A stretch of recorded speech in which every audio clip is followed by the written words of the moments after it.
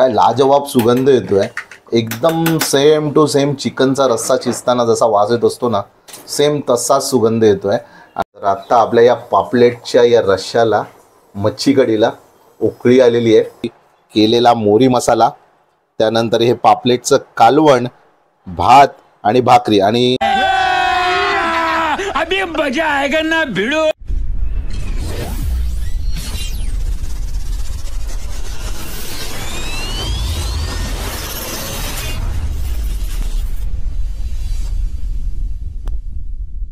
नमस्कार मित्रांनो, मी प्रिनय बोलेकर पुन्हा एकदा आपल्या सर्वांचं स्वागत करतो आपल्या जर्नी विथ प्रिनय या चॅनलच्या एका नवीन व्हिडिओमध्ये। आज आपण कोकणातल्या पारंपरिक आणि लोकप्रिय डिशपैकी एक म्हणजेच मोरी माशाच्या रस्स्याची रेसिपी आज बनवणार आहोत। कोकणाचा गोडवा आणि तिखट झणझणीत चव यामुळे ही डिश सगळ्यांच्याच आवडीची आहे। तर चला वेळ न दवडता आपण सुरुवात करूया। ही आहे आपली हेड कुक आई। आई हाय। तर बऱ्याच दिवसांनी आपण रेसिपीचा व्हिडिओ करतोय। तर आईने आत्ताच बाजारातून ही मुशी आणली होती आणि तिला व्यवस्थित साफ करून घेतलेलं आहे आणि आता ती त्याच्यावरती लिंबू पिळते आहे, जेणेकरून जो हिरमुस वास असतो माशांना तो निघून जावा। त्यासाठी लिंबू तिने पिळून घेतले आणि ती व्यवस्थित त्याला लावून घेते आहे। आणि त्यानंतर या दुसऱ्या डिशमध्ये आईने घेतलेलं आहे आलं, लसूण, मिरच्या आणि कोथिंबीर। तर हे घेण्याचं कारण आपण याची एक पेस्ट बनवणार आहोत आणि पेस्ट बनवल्यानंतर आपण या माशांना लावून घेणार आहोत, जेणेकरून चव व्यवस्थित येईल याला। त्यानंतर इकडे आपण घेतलेला आहे आपला खडा मसाला, म्हणजेच इथे आपला मालवणी मच्छी मसाला घेतला आहे आईने, गावचा स्पेशल आमचा। त्यानंतर गरम मसाला घेतला आहे आणि हळद घेतलेली आहे थोडी। त्याच प्रकारे हे पूर्ण वाटप करण्यासाठी आईने इथे कांदा आणि खोबरं वगैरे भाजून घेतलेलं आहे आणि त्याचं आपण वाटप करून नंतर या मच्छीच्या रश्श्यामध्ये टाकणार आहोत। तर चला सुरुवात करूया आपल्या रेसिपीला। तर आई आता आपण काय करतोय, हे आला लसूणची पेस्ट केली, पुदिना आणि कोथिंबीर ती आता आम्ही पेस्ट करून ही याला लावून ठेवलेली आहे। पण आपण ही याला का लावतोय आई, म्हणजे याच्याने काय होतं? याच्याने वास उमस येणार नाही आणि त्याची पेस्ट पण व्यवस्थित लागते, सगळे व्यवस्थित होतं आणि टेस्ट पण येईल, टेस्ट पण येते। 10-15 मिनिटं लावून ठेवणार आणि नंतर त्याला आम्ही वाटप घालून रस्सा बनवणार। तर ही आपल्या तर आता आलं लसूणची पेस्ट आणि मिरचीची पेस्ट लावल्यानंतर मोरीमध्ये ती व्यवस्थित मुरलेली आहे, कारण 10 ते 15 मिनिटं झालेली आहेत। आणि त्याचबरोबर इथे आपण वाटप करून घेतलेलं आहे, जसं की मी मगाशी तुम्हाला दाखवलं होतं, मसाले आणि कांदा खोबरं जे आपण भाजून घेतलं होतं त्याच्याने हे वाटप करून घेतलेलं आहे। आणि त्याचबरोबर आता फोडणी देण्यासाठी आपण घेतलेला आहे कांदा, कढीपत्ता आणि आपण थोडेसे कोकम घेतलेले आहेत, कारण आंबट चव यावी एकंदरीत या मुशीच्या रश्श्याला। तर आता आपण काय करतोय, आता मी तेल टाकते ह्याच्यात आणि कांदा आणि कढीपत्ता हा ह्याच्यात भाजून घेते। तर कांदा आणि कढीपत्ता आईने टाकलेला आहे तेलामध्ये आणि त्याला व्यवस्थित भाजून घेते ती। पण आपण वाटप केलं होतं, मग हे वेगळं आपण कांदा आणि कढीपत्ता त्याला फोडणी देणार असं। ओके, म्हणजे पूर्ण रस्स्याला आपण ही फोडणी देतो, कांदा कढीपत्ता। ओके, एक वेगळी चव येईल म्हणजे त्या फोडणीच्यामुळे।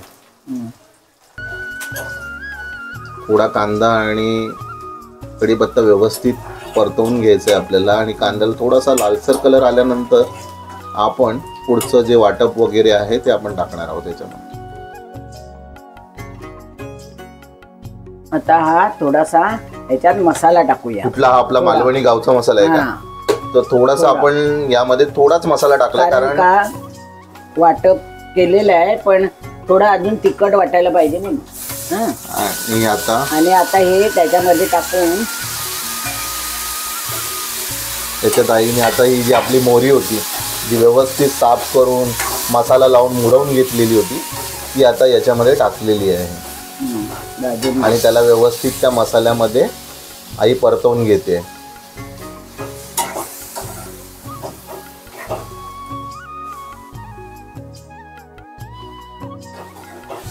आणि याला थोडं व्यवस्थित परतवून घेतल्यानंतर याच्यामध्ये जे आपला मसाला वाटलेला मसाला. वाटलेला मसाला आहे तो टाकणार आहे आपण.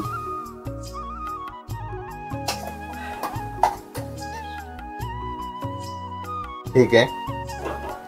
आता आईने याच्यामध्ये जो आपण वाटण करून घेतलं होतं तो सुद्धा टाकलाय आणि एकंदरीत ही पूर्ण जाड अशी ग्रेव्ही झाली आहे. तर यामध्ये आपण थोडं पाणी सुद्धा टाकून घेणार आहोत.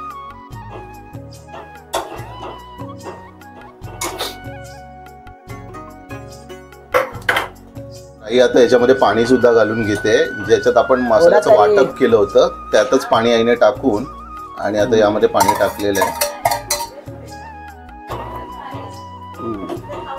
पाहिजे कलर बघा, आपल्या या रश्श्याचा कलर एकदम भारी आलेला आहे, तांबडा. तो आता याला किती वेळ आपण ठेवणार आहोत? याच्यात कोकम टाकायचंय. हा ओके. हा, याच्यामध्ये आंबट चव येण्यासाठी, म्हणजे कोकणात कुठलाही तुम्ही ऑथेंटिकेट कुठलाही रस्सा बनवा त्याला थोडी आंबट चव असतेच, आणि ती आंबट चव येण्यासाठी विशेषतः आपण यामध्ये नेहमीच कोकम टाकत असतो. आणि आता आई टाकते चवीपुरता मीठ टाकायचं. चवीपुरतं मीठ टाकलं नाही तिने, जसं तुम्ही तुमच्या चवीनुसार टाकू शकता. आणि आम्ही विशेषतः जाडं मीठ वापरतो कारण त्याचा अंदाज खूप चांगला येतो. आणि आता ही आपण मंद आचेवरती शिजायला ठेवलाय पूर्ण हा रस्सा. आणि किती वेळ लागेल तरी पण हा शिजण्यासाठी? जास्त नाही, 10-15 मिनिटं. 10-15 मिनिटं. काय ही फिश खूप मऊ असते का? म्हणजे मासे मऊ असतात का? जास्त शिजवत नाही ना, कमी.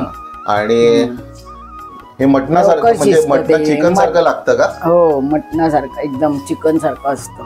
चिकन सारखं असतं. ओके. खायची चव पण तशी थोडीफार असते आणि खूप आवडीने खातात. कोकणामध्ये विशेषतः या मच्छीला खूप डिमांड आहे आणि आमच्या गावी सुद्धा पण बनवली जाते.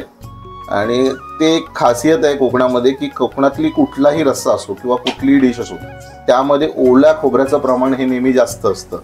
त्यामुळे तुम्ही बघितलंच असेल मगाशी जे आम्ही वाटप केलं त्यामध्ये पण जो आम्ही म्हणजे जे खोबरं होतं ते भाजून घेतलेलं होतं. आणि त्यामुळेच एक वेगळा पण असतो कोकणातल्या प्रत्येक डिशला, आणि तो पूर्ण वेगळेपणा या आपल्या या डिशमध्ये उतरत असतो आणि खाण्याची एक वेगळीच चव असते. बरोबर. आईने काही पापलेट सुद्धा आणले होते. खरं तर ही पापलेटची डिशची रेसिपी आज आपण नव्हतो बनवणार, पण तिने आणली होती की पापलेट सुद्धा. आणि त्याच्यासाठीचं जे मसाला बनवण्याचं काम आहे ते सुद्धा आईचं चालू आहे. आणि त्याच्यासाठी तिने घेतलेले आहेत खोबरं, लाल मिरच्या घेतलेल्या आहेत, या संगमेश्वरी मिरच्या आहेत. विशेषतः या जास्त तिखट नसतात आणि त्यांचा कलर फार छान येतो. त्यानंतर लसूण घेतले, धणे घेतलेले आहेत आणि कांदा घेतलेला आहे. सो याचं वाटप करून लाल तिखट आपला जो रस्सा असतो मालवणी ऑथेंटिकेट एकदम भगव्या कलरचा रस्सा तो याचा बनवणार आहे. आज फिश फ्राय नाही आहे, सो आज फिश रस्साच बनणार आहे. मोहरीचा रस्सा पण बनणार आहे आणि पापलेटचा रस्सा पण बनणार आहे. तुम्हाला मी पुढे दाखवेनच. तर आता आपल्या मोहरीच्या या रश्श्याला उकळी यायला सुरुवात झाली आणि बघू शकतात वाफा आणि काय लाजवाब सुगंध येतोय. एकदम सेम टू सेम चिकनचा रस्सा शिजताना जसा वास येत असतो ना, सेम तसाच सुगंध येतोय. आणि कधी एकदा ही डिश बनते आणि आम्ही कधी खायला सुरुवात करतोय असंच फील होतंय. कुठे पण असं वाटत नाही की आपण मासे बनवलेत, असंच फील होतंय की आज आपण चिकन बनवलंय आणि पूर्णत्र सगळीकडे तोच सुगंध आहे. आई आता बघते की व्यवस्थित शिजलंय की नाही. व्यवस्थित शिजलंय का आई? शिजलं. ओके. आता आम्ही गॅस बंद करणार. आणि आता अशा प्रकारे आपली मोहरीचा रस्सा म्हणजे मुशीचा रस्सा रेडी झालेला आहे.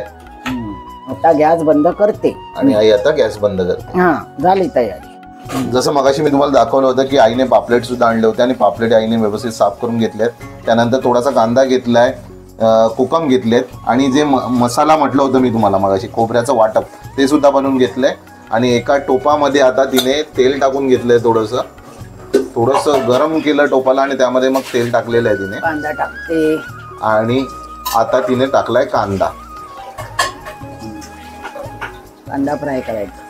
पण हा कांदा का फ्राय करायचा असतो आपण ह्याच्यामध्ये? कांद्यामध्ये फोडणी देते वाटपाची. ओके. कांद्यामध्ये फोडणी द्यायची असते आणि कांद्यात एक गोडवा पण असतो. तो गोडवा मग या पूर्ण सारामध्ये उतरतो. माशाचा कालवण काय म्हणतो? पॉपलेटचं कालवण. आज आपण पॉपलेटचं कालवण बनवतो. आता मोहरीचा रस्सा तर आपला झाला दाखवलंच. आणि आता आपण आणि हे जे बघताय तुम्ही हे आईने वाटण करून घेतलंय. आपला मसाला, मिरची संगमेश्वरी, त्यानंतर खोबरं, आलं, लसूण याचं एकंदरीत हे पूर्ण वाटण आहे आणि ते आता आपण रश्श्यासाठी वापरणार आहोत. आणि इथे कांदा व्यवस्थित फिरवून घेते आई, थोडा लालसर, जसं मगाशी पण सांगितलं होतं मी तुम्हाला की कांदा लालसर झाला तर एक वेगळी चव उतरते पूर्ण. आणि कांद्याशिवाय कुठलं जेवण बनूच शकत नाही. सध्या कांद्याचे भाव गगनाला भिडायला लागलेत, पण लवकरच कमी होतील अशी अपेक्षा आहे. आणि हे आता वाटण जे आईने बनवलेलं आहे, कारण कांदा व्यवस्थित लालसर होत आहे, झालेलं आहे. आणि आता त्यामध्ये ती वाटण जे बनवलं होतं ते टाकते. बघा किती थिक ग्रेव्ही आहे बघा तुम्ही.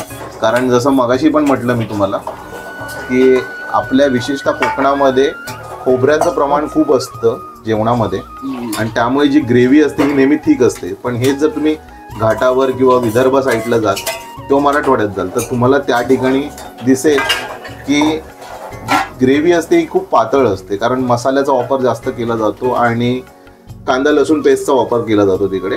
आणि आपल्याकडे विशेषतः ओलं खोबरं, म्हणजे तुम्ही तळ कोकणात जाल तर तिकडे ओला खोबऱ्याला खूप डिमांड असते, त्याच्याशिवाय जेवणच बनू शकत नाही. आणि जसं जसं तुम्ही चिपळूण किंवा रत्नागिरी या भागात याल तर त्या ठिकाणी सुकं खोबऱ्याचा मसाला वापरला जातो, काळा मसाला त्याला असंही म्हणतात. कारण बऱ्याच वेळेला तो मसाला आधीच बनवून स्टोअर केला जातो आणि मग जेवणाच्या वेळेला त्याला यूज करता येतो. सो हा फरक आहे तुम्हाला तळ कोकणामध्ये आणि रत्नागिरी म्हणजे कोकणाच्या वरच्या भागामध्ये. सो आता यामध्ये आई पाणी पण घालून घेते आणि हा रस्सा थोडा शिजवणार आहे, कारण रस्सा शिजल्यानंतर उकळी काढणार त्याला.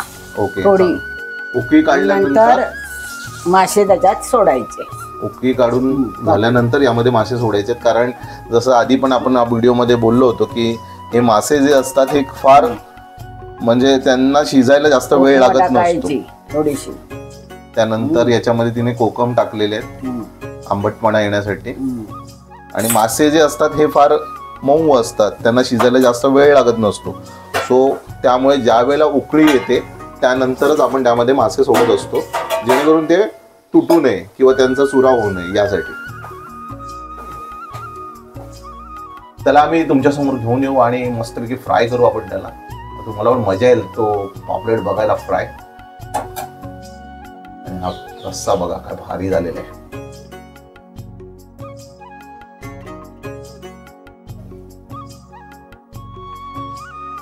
आणि उकळी येते हळूहळू. आता हे किती मिनिटं ठेवायची आई तरी पण? आता हा 5-6 मिनिटं ठेवूया. 5-6 मिनिटं, कारण पॉपलेट पहिली आहे. उकळी आलेली आहे ना. ओके, हा आधी पण उकळी आपण काढून घेतली होती. 5-6 मिनिटं करायची मग बंद करायचं. आणि आज आपण दोन्ही रस्से बनवले आहेत, तर तुला काय वाटतं आजच्या डिश बद्दल? काय म्हणजे पप्पांना तर मोरी मासा खूप आवडतो आणि मुख्यतः आम्ही लोक मोरी खात नाही जास्त, त्यामुळे आईने बाकीच्यांचा विचार करता पापलेट आणले सगळ्यांसाठी. आणि बरेच दिवस आपण केला नव्हता व्हिडिओ, कारण मी जे व्हिडिओ बनवतो माशांचे त्याचं पूर्ण श्रेय आईलाच आहे. कारण जर तिने ही मला रेसिपी दाखवली नाही तर माझे व्हिडिओ कधीच बनवू शकत नाही, त्यामुळे तिच्यासाठी. तर आता आपल्या या मच्छीच्या साराला उकळी आलेली आहे आणि आई आता हळूहळू यामध्ये पापलेटचे जे पीस आहेत ते सोडते. वा काय भारी. पापलेट ही मच्छीच भारी असते, कारण पूर्ण मांस असतं, खायची मजा वेगळीच असते. पण मोठा पापलेट भेटला पाहिजे. कधीतरी प्लॅन आहे माझा की एक मोठा 2-1 हजार रुपयाचा मोठा पापलेट आणायचा आणि त्याचा मस्तपैकी फ्राय आणि रस्सा करायचा. कारण छोट्या छोट्या पॉपलेटमध्ये खायला तेवढी मजा येत नसते. पण माझ्या आईचं पण स्वप्न आहे की तिला मोठा पापलेट आणायचा आहे कधीतरी. बघू कधी आपण जर मार्केटला गेलो आणि आपल्याला जर मोठा पापलेट मिळाला तर आपण नक्की घेऊन येऊ. आणि त्याची रेसिपी पण बेस्ट. तिला आधी सर्वात मोठं थँक्स, कारण ती प्रत्येक व्हिडिओमध्ये मला मदत करत असते. आणि तुम्हाला जर तिचे व्हिडिओ किंवा माझे व्हिडिओ हे जे आम्ही बनवतोय ते आवडत असतील तर आईसाठी एक लाईक आणि एक कमेंट नक्की बनते. सो तुम्ही कमेंट करायला विसरू नका. आपल्याला लवकरात लवकर मोठा पल्ला गाठायचा आहे. आणि आई म्हणते की तिला विश्वास आहे की आपले जे पण सबस्क्रायबर्स आहेत ते नक्की व्हिडिओला लाईक करतील, कमेंट करतील आणि असंच प्रेम तुमचं आमच्यासोबत राहून दे, जेणेकरून आम्हाला आणखी नवीन नवीन व्हिडिओ तुमच्यापर्यंत घेऊन येता येतील. तर आता आपल्या या पापलेटच्या या रश्श्याला, मच्छी कढीला उकळी आलेली आहे आणि आता थोड्याच वेळात आपण गॅस बंद करणार आहोत आणि आपला जो रस्सा आहे तो रेडी झालेला आहे जेवणासाठी. आणि मग एकच वाट बघायची आहे, कधी एकदा आपल्या ताटामध्ये भात आणि हा रस्सा येतोय आणि आपण त्याची मजा घेतो.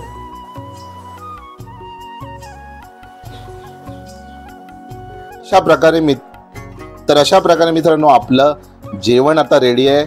जेवणाचं ताट आईने दिलेलं आहे आणि ताटामध्ये आहे आपली केलेला मोरी मसाला, त्यानंतर हे पापलेटचं कालवण, भात आणि भाकरी. आणि टेस्ट करण्यासाठी आपल्या बरोबर आहेत आपले पप्पा. तर पप्पा, मोरीचं कालवण केलेलं आहे, म्हणजे मोरीचा रस्सा केलाय आपण, तर काय सांगाल मोरीच्या रस्स्याबद्दल? मोरीचा रस्सा म्हणजे एकदम परफेक्ट असतो. गरम सामान टाकून त्याला एकदम शरीराला एकदम असा आवडणारा असतो. त्याच्यामध्ये जे जे वस्तू टाकतात, कोकम टाकतात किंवा लिंबाचा रस टाकतात, त्याच्यामुळे त्याला आणखी टेस्ट येते. ओके, जास्तीत जास्त टेस्ट येते. त्याचप्रमाणे मोरीमध्ये, मुशीमध्ये 2 प्रकार असतात. ओके. एक काळ्या पाकाची मुशी असते आणि एक पांढऱ्या पाकाची मुशी असते. पांढऱ्या पाकाची मुशी आहे त्याचा थोडा असा दुर्खट हे येतो, खातेवेळी दुर्खट वास येतो. त्याच्यामध्ये उर्मस म्हणजे तुम्हाला म्हणायचं. दुर्खट येतो. पण काळ्या पाकाची मुशी असते ती एकदम टेस्टी आणि चांगलं, त्याचं कालवण वगैरे छान होतं आणि खूप हेल्दी पण असते मुशी. आणि हेल्दी पण असते. आणि पुष्कळ लोक आवडीने, आपल्या कोकणातले लोक तर पुष्कळ आवडीने ती सेवन करतात. तर ठीक आहे, आता पप्पा आता जेवायला घेतात. तर पप्पा एकदा घास घेऊन बघा कसं झालंय आपलं आजचं हे मोरीचं कालवण किंवा मोरीचा रस्सा जे आपल्या आईने बनवला आहे खास. छानच झालेलं आहे, एकदम मला आवडण्यासारखं झालं. ओके. त्याचबरोबर आपण पापलेट, आणि कोणी खाल्ला तरी त्याला पण एवढा आवडेल असं आहे. ओके, ठीक आहे, ठीक आहे. तर मित्रांनो, असा होता आजचा आपला रेसिपीचा व्हिडिओ. तुम्हाला व्हिडिओ कसा वाटला नक्की कमेंट करून सांगा. व्हिडिओ आवडला असेल तर व्हिडिओला लाईक करा. आणि जाता जाता मी एकच सांगेन की कोणताही ब्लॉगर जेव्हा एखादा व्हिडिओ बनवत असतो त्यामागे भरपूर जणांचे परिश्रम असतात. म्हणजे रेसिपीचाच व्हिडिओ आपण बघायला गेला तर रेसिपी बनवणारा, त्यानंतर तो व्हिडिओ शूट करणारा, व्हिडिओ एडिट करणारा, एकंदरीत हा 15 ते 20 मिनिटाचा व्हिडिओ असतो. पण तो बनवण्यासाठी काही तास किंवा काही दिवससुद्धा जातात. सो जेव्हा पण तुम्ही असे कोणते व्हिडिओ बघतात आणि व्हिडिओ जर तुम्हाला आवडत असतील तर त्या व्हिडिओला नक्की लाईक करत जा.